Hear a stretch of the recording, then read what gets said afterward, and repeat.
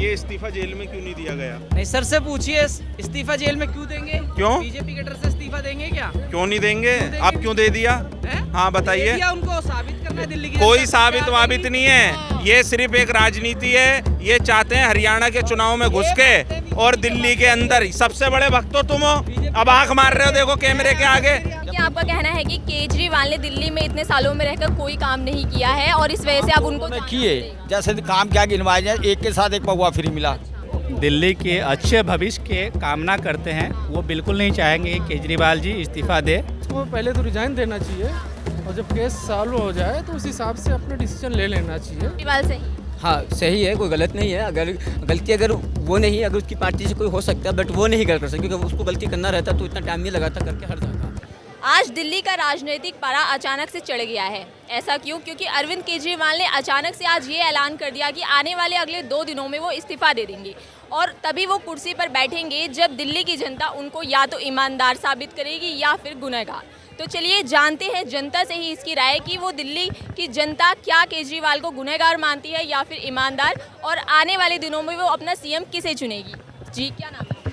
मेरा नाम सुल्तान है। जी, तो जैसे कि अरविंद केजरीवाल ने आज इस्तीफे का ऐलान कर दिया है, तो क्या लगता है उनका ऐसा करना ठीक है? नहीं देखो, बीजेपी के हिसाब से देखा जाए तो बीजेपी इसमें राजनीति ढूंढेगी अभी, क्योंकि बीजेपी को लग रहा है इलेक्शन के नवंबर दिसंबर में दिल्ली में इलेक्शन होना है, यानी कि झारखंड और महाराष्ट्र के इलेक्शन के साथ।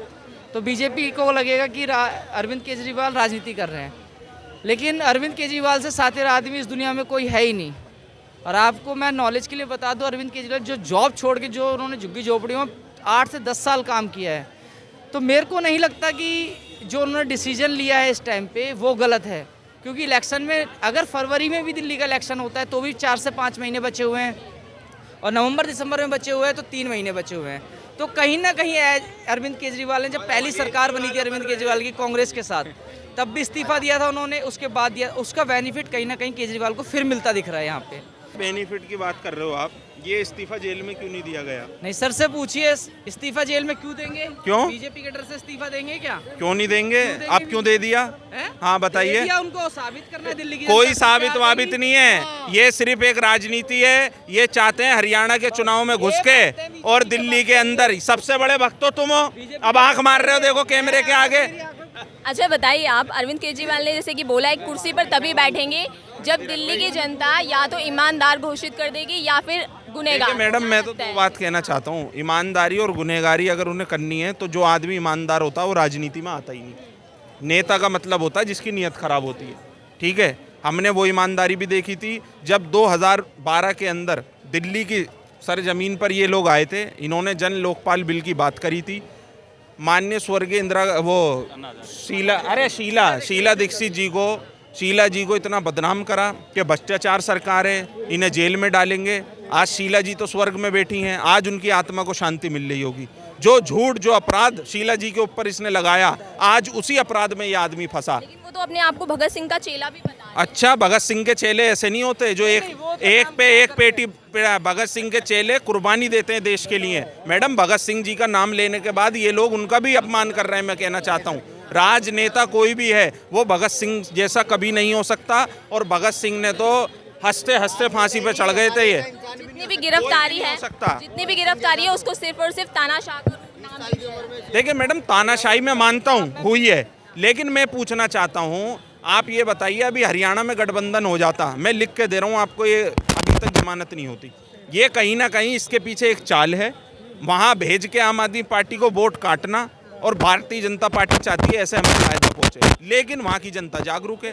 वहाँ सिर्फ 2 पॉइंट पे वोट होगा, बीजेपी या कांग्रेस के ऊपर। आदमी मिल गया तो आप देखो मैम, ये मेरे बड़े भाई हैं, अब ये कह रहे हैं कि समर्थन नहीं दिया, वहाँ पे गठबंधन नहीं हुआ हरियाणा में तो जमानत हो गई, यानी कि ये बीजेपी और अरविंद केजरीवाल की 60 गांठ बता रहे हैं। अभी बीजेपी को कोस के आज का भाषण सुन लेना, मैं बता देता हूँ एक पॉइंट उसका, केजरीवाल जी का पूरा बीजेपी को कोसा। अब ये कहेंगे कि हरियाणा इलेक्शन से जोड़ देते हैं, बीजेपी ने जमानत दिला दी कि बीजेपी कांग्रेस को नुकसान पहुंचा सके हरियाणा में, मगर ऐसा नहीं है।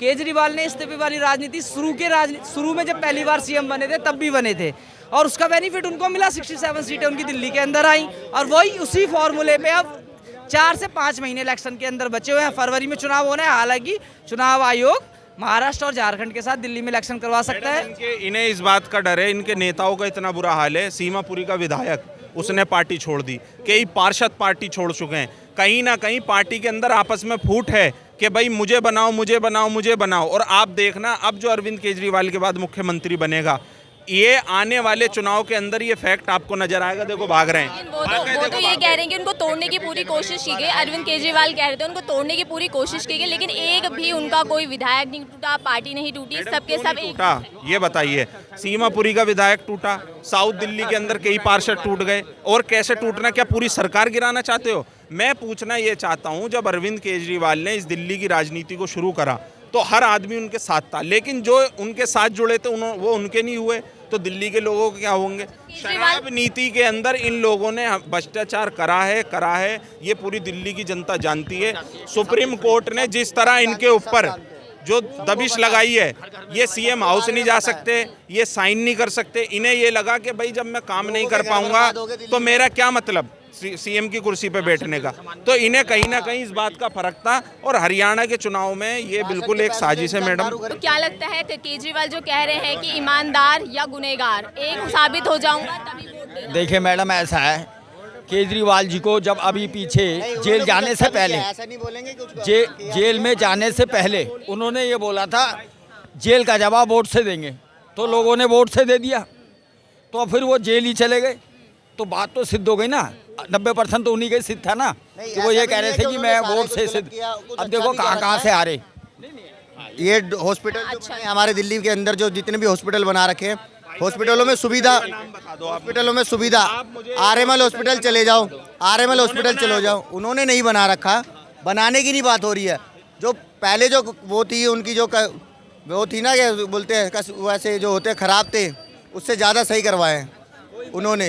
अल्ट्रासाउंड की मशीनें हैं, दुनिया भर की स्कैन है, आपने मशीनें तो रख दी, डॉक्टर कहाँ से आएंगे जी? आप दिल्ली के किसी भी अस्पताल में चले जाओ, आरएमएल की भाई साहब बात कर रहे हैं, आरएमएल हॉस्पिटल कनॉट प्लेस में आता है, और कनॉट प्लेस दिल्ली का दिल कहलाया जाता है।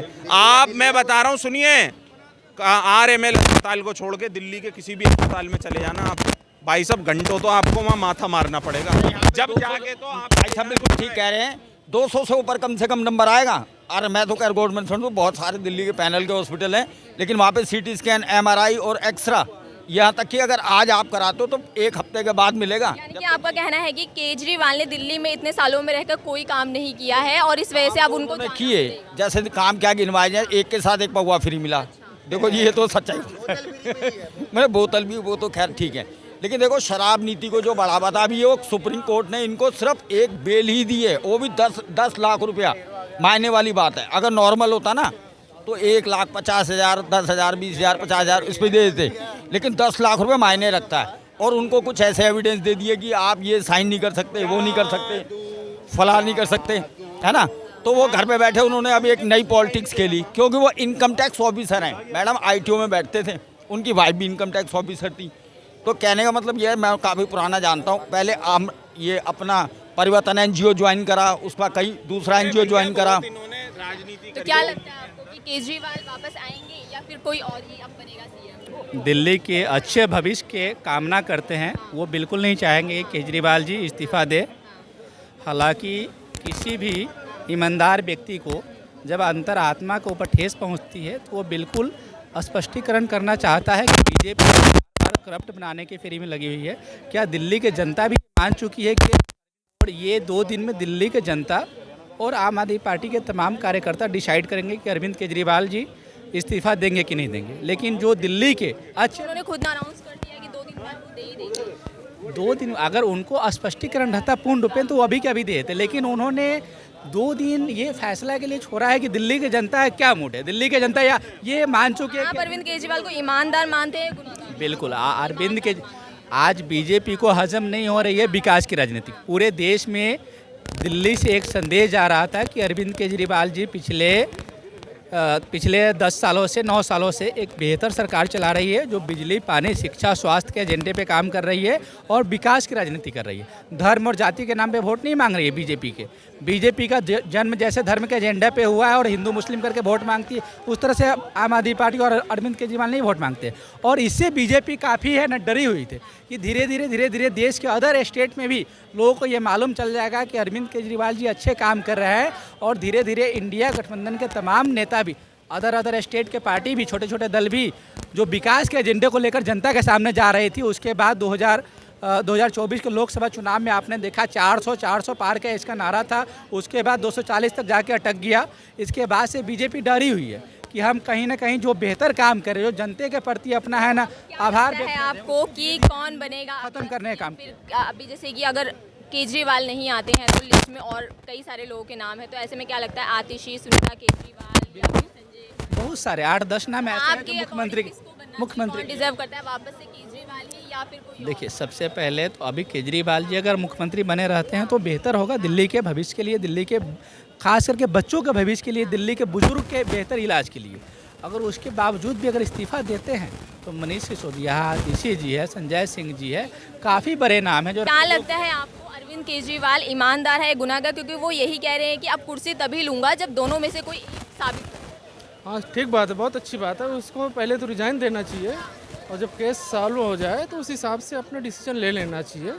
और रही मुख्यमंत्री बनने की बात, तो बहुत सारे वेल क्वालिफाइड, बहुत सारे एक्सपीरियंस बंदे हैं जो डिज़र्व करते हैं। वो कौन? जैसे आतिशी भी हैं? नहीं, आप होगा, किसी को नहीं कहता, मैं किसी को नहीं कहता। जो डिज़र्विंग कैंडिडेट वो तो समय की बात है, कौन बनेगा कुछ नहीं कहता, ये तो हम सिर्फ अनुमान लगा सकते हैं। बट कोई भी बन सकता है, ऐसा नहीं है। पहले ये जो इनका केसेस है वो पहले ख़त्म होने दो, इसके बाद आगे देखेंगे। क्या लगता है आपको केजरीवाल वापस आएंगे? वो वापस उनको आने में भी बहुत सारा डिफेक्ट है। जो चीज़ मोदी जी उनके अच्छे से इनका जो घेरा रख रखा है वो कहीं ना कहीं का गलत भी हो तो सही ज़्यादा है, मगर बीजेपी केजरीवाल सही? हाँ, सही है, कोई गलत नहीं है। अगर गलती अगर वो नहीं, अगर उसकी पार्टी से कोई हो सकता है बट वो नहीं कर सकता, क्योंकि उसको गलती करना रहता तो इतना टाइम नहीं लगाता करके हर ज़्यादा। मगर उनको, देश को, इस दिल्ली के लोगों को ये दिलाना है कि मैं सही था, आज भी सही हूँ। अगर कुछ वजह से मैं दब रहा हूँ तो मेरी कमज़ोरी को लोग गलत ना बना दे और मुझे किसी गलत चुन ना ले। तो उसका यह मतलब कि मैं कोई भी फैसला लेता हूँ कि मैं फर्स्ट इनकम टैक्स का ऑफिसर रह चुका हूँ, पढ़ा लिखा व्यक्ति है, कपड़ा पहनने का तरीका अलग है। मोदी जी के साथ नहीं, हर दिन खान पठान और कभी मुल्ला तो कभी पंडित तो कभी क्रिश्चियन तो कभी ईसाई की पगड़ी बांध लेता हूँ, क्योंकि मुझे लेना है, देना कुछ नहीं है। तो जहाँ चाहे जिधर देखे भीड़ उधर देखे खीर, वो भीड़ जाते हैं। उनका ये मुद्दा है क्योंकि वो बीजेपी है। अच्छा, टोपी तो केजरीवाल ने भी पहनी थी। हाँ, उन्होंने टोपी पहनी, मगर टोपी पहनने से पहले टोपी टोपी की इज्जत समझा, उसकी मान समझा कि टोपी मगर मैं पहन रहा हूँ तो उसकी कदर समझूँ। उसकी कदर का मतलब होता है मैं टोपी पहन रहा हूँ, मेरी सर पे पगड़ी, तो वो इसकी इज्जत निभाए। अगर वो गलत है तो ये देश के लिए गलत है। कोई भी नेता हो, अगर देश की सही राजनीति, सही मुद्दे पे, स्कूल, एजुकेशन, स्कूल, ट्रेन, बहुत सारी चीज़ों का आज भी जो है देश में जो है काफ़ी दिक्कत की बातें हैं, सामना करना पड़ता है। लोग जो नहीं कहता कि क्यों कहूँ मैं, क्योंकि मेरे से पहले लोग कह के चले गए, मिट गए, अभी तक वो उनकी बातें नहीं पूरी, हमारी क्या बातें पूरी होंगी? क्योंकि वो सिर्फ सुनते हैं, करते नहीं हैं, और जो करते हैं वो किसी से सुनते नहीं हैं। तो जो आपको जनता जिस पोजीशन पे बैठाया है, आप उसका वो काम करके तो दें, वो काम करके तो दें। आप अपनी मस्ती में डूबे हुए, अपनी लोगों की पार्टी में डूबे, बड़े बड़े शौकीन में डूबे हुए हैं, बड़े बड़े लोगों से मुलाकात कर रहे हो, और आपके पीछे जो लोग वो परेशान हो गए हैं। कि नाम किसी का भी हो, मायने नहीं रखता, पब्लिक के नज़र में कौन है, जो जनता है उसके नज़र में कौन रहनुमा है, कौन अच्छा है, पब्लिक चुन के उनको बताएं। अब वो पब्लिक की बात सुनकर वो किसी अच्छे व्यक्ति को, जो जिसे पब्लिक चाहती है, जिसे पब्लिक से उम्मीद है, ना उम्मीद की कोई सहारा नहीं है, तो हम उसे बैठाएं। हम पब्लिक की पहले सुने, फिर हम अपने आप की सुने, फिर हम देश की कोई अर्थव्यवस्था को जोड़ने के काम करें। पहले पब्लिक के मन की सुने, पहले अपनी मन की नहीं, क्योंकि अपनी मन से पब्लिक नाराज़ होगी, आप फेंका जाओगे। तो आपको लोगों को पकड़ के रखना है, लोगों के काम करके देना।